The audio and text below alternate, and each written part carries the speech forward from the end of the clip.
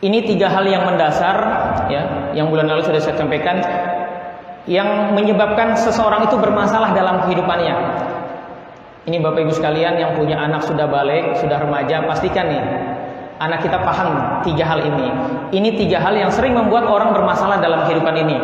Ini saya kumpulkan dari perjalanan saya menangani pasien-pasien di klinik.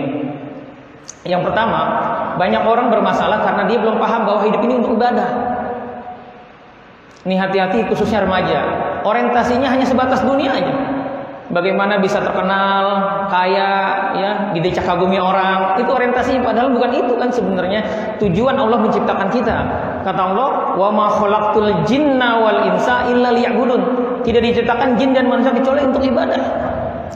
Jadi apapun aktivitas kita dari bangun tidur sampai kita tidur lagi, harusnya kita niat untuk ibadah. Termasuk hadir kajian ini, bahwa kita hadir di sini, kita ingin belajar, ya, ingin memahami, ya, Al-Quran, sehingga ini menjadi bekal kita dan bagaimana kita bersikap, ya, terhadap permasalahan kehidupan yang kita alami, yang kita jalani.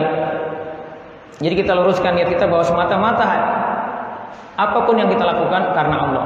Kita mau baik-baik sama orang, kita mau aktif dalam kegiatan dakwah di masjid ini, semata-mata kita berharap keridhaan Allah karena kita sedang mencari bekal, ya, untuk kita pulang kampung nanti di negeri akhirat, ya. Karena semua perilaku kita akan diaudit sama Allah. Nah, ketika orang tidak paham ini akan bermasalah, ya. Karena ancaman Allah, wa man a'rada an dzikri fa innalahu ma'isyatun dhanka. Barang siapa yang berpaling dari peringatanku, tidak ikut aturan yang Allah tetapkan, maka Allah akan bikin sempit hatinya.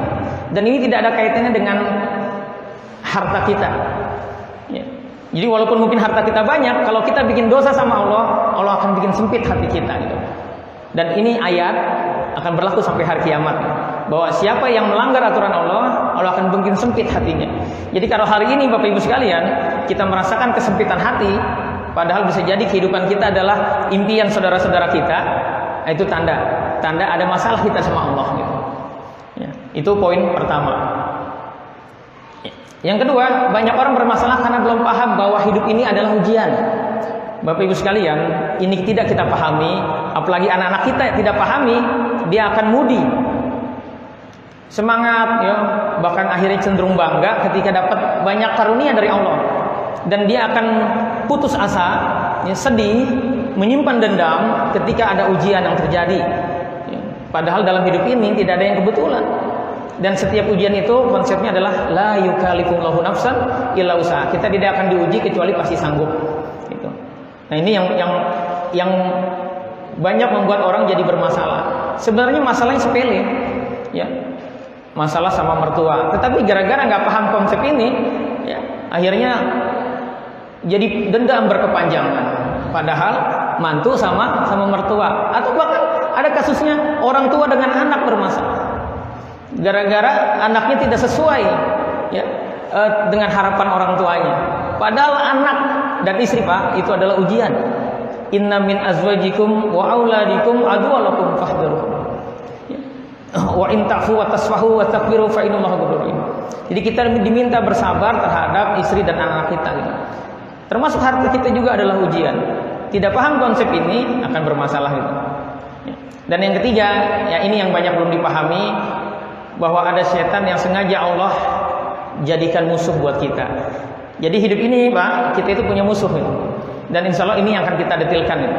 Kata Allah, inna syaitana lakum aduwwun fattakhidhuhu. Sesungguhnya setan itu Allah ciptakan sengaja, Allah ciptakan untuk jadi musuh buat kita. Jadikan musuh, jangan dijadiin teman, gitu. Ya. Dan insya Allah nanti ini yang akan kita detilkan, bagaimana peran-peran iblis dan pasukannya setan itu membelenggu kita. Salah satunya adalah program mereka, yaitu program jin nasab, jin dari leluhur.